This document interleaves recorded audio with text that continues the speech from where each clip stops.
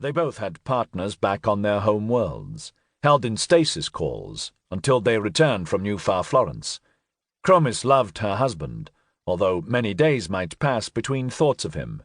Without his help convincing 130 worlds that this was something they had to support, the memorial plan would have stalled long ago. "I'm really worried, Rudd. Worried I'm about to screw up nearly 1,000 years of preparation." "Keep your nerve and stick to the script," Rudd said sternly.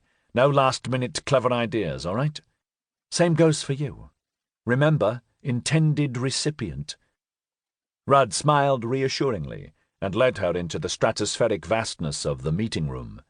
The chamber had been constructed in the early centuries of the Congress, when it had aspirations to expand into territory now occupied by neighboring polities.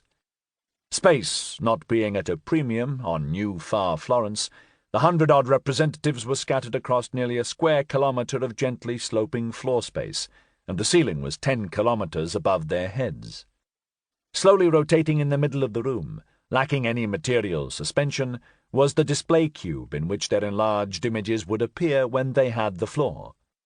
While it waited for the session to begin, the cube projected the ancient emblem of the Congress, a three-dimensional rendering of Leonardo da Vinci's drawing of a naked man encompassed within a square and circle, his limbs drawn twice so that he stood upon and touched both shapes. Chromis and Rudd took their positions on either side of the floor. The last few delegates were arriving by transit call. Black humanoid shells popped into existence in the chamber before dissipating to reveal the occupants within. The femto machinery of the calls merged seamlessly with the local machinery of the Congress building.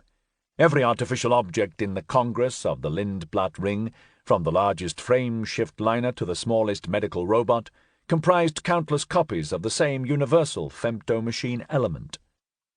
Routine business consumed the first hour of the meeting.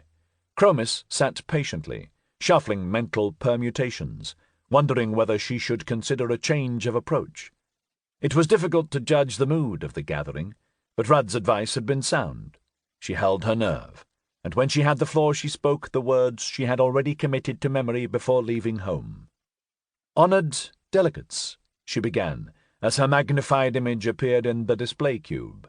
"We are nearing the 10,000th year since the founding of our first colony, the beginning of what we now recognize as the Congress of the Lindblad Ring. I believe we are all of a mind in one respect. Something must be done to acknowledge this coming milestone, something that will reflect well upon our administration, especially in light of the similar anniversaries that have recently been celebrated in two of our neighbouring polities. There have been many suggestions as to how we might mark this occasion. A civic project, perhaps, such as a well-deserved terraforming or a timely stellar rejuvenation. A Dyson englobement, purely for the hell of it, or the frame shifting of an entire world from one system to another.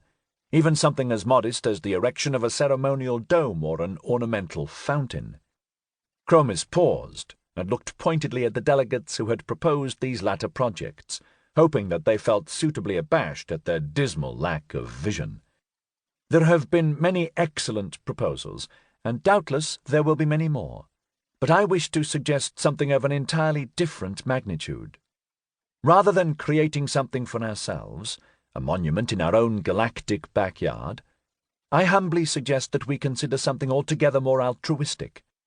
I propose an audacious act of cosmic gratitude, the sending of a message, a gift, across space and time. The intended recipient of this gift will be the person, or the descendants of the person, without whom the very fabric of our society would look unrecognizably different." Chromis paused again, still unable to judge the mood of the delegates, the blank faces of those close enough to see conveying neither approval nor disapproval. She took a deep breath and pressed on. "Doubtless we would have achieved some of the same advances eventually, but who is to say that it wouldn't have taken tens of thousands of years, rather than the mere handful of millennia it actually took? Instead of a mosaic of polity spread across nearly 12,000 light-years of the galactic disk, we might very well be confined to a handful of systems, with all the risks that such close confinement would inevitably entail. And let us not forget that the insights that have allowed us to leapfrog centuries of slow development were given